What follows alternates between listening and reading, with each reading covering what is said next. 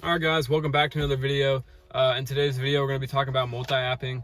But before we get into that, I need you guys to do me a huge favor, hit that big red subscribe button in the bottom right hand corner, as it does go a long way to help me grow this channel. We recently just crossed over 100 subscribers, so thank you guys so much for the support.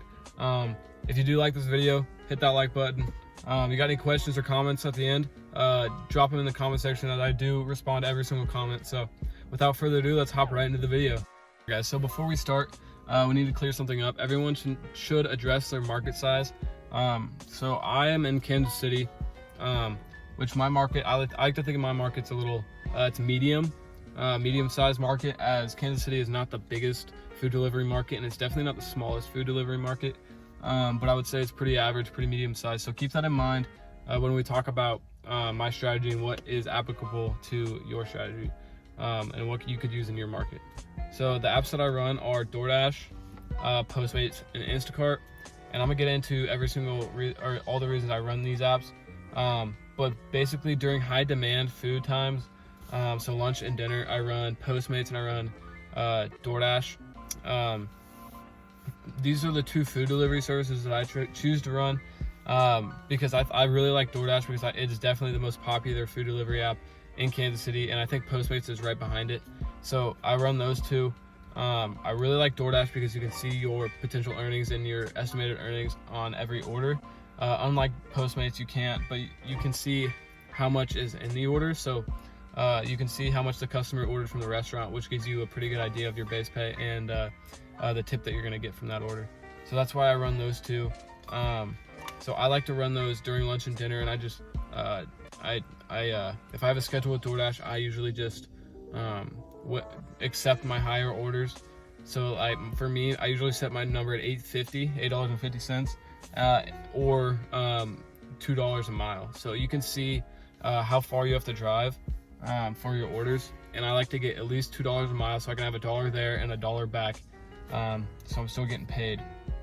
Now with Postmates, a little trickier, so you can't see that, but I like to run Postmates in the background too, because I can stack if one of those rare occasions where I get two orders from either not only the same restaurant, because that can happen, but restaurants that are in close proximity. So my area I dash from is an outdoor mall. Part of it, or one side of it's an outdoor mall, so there's quite a bit of restaurants there.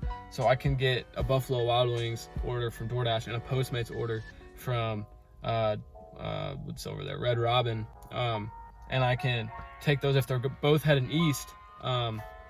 That's a stackable, two stackable orders from two different platforms. So that's a little more for my gas and my miles. So that's pretty awesome when that happens. Now you guys can choose whatever apps you want. I recommend Doordash, Grubhub, Uber Eats. Try those three because they give you more information than Postmates does, based on your orders. So guys, it is 100% up to you what apps you guys choose to run. I chose Doordash and Postmates because I think they're pretty popular in my city, and I feel like they give me enough information to where I can make an educated decision on accepting or declining orders. So I recommend when choosing an app that you take into account the popularity of the app in your city, the potential earnings, if you can see that or not, and as well as any other additional information. As some apps do better in different cities, guys. So that's just one thing to think about. I do recommend the Grubhub and Uber Eats because they do give you a little more information, but if they're not popular in your city, you shouldn't choose them. So now the next thing I'm going to talk to you guys about is probably the biggest piece of advice I can give you, and that is find something to run in the downtime of food delivery.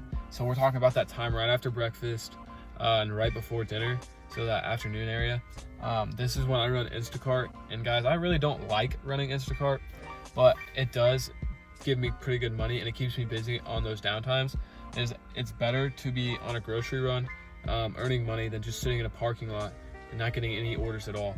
So as an Instacart is still producing orders even during these times, you can bring in an extra $30, $40, even $50 a day if you're working during these downtimes, and that adds up, and that's another even if you earn $30 and you do that that's 150. If you do it 5 days a week, that's 150 extra dollars in your bank account every single week. That's the biggest piece of advice I can give you guys.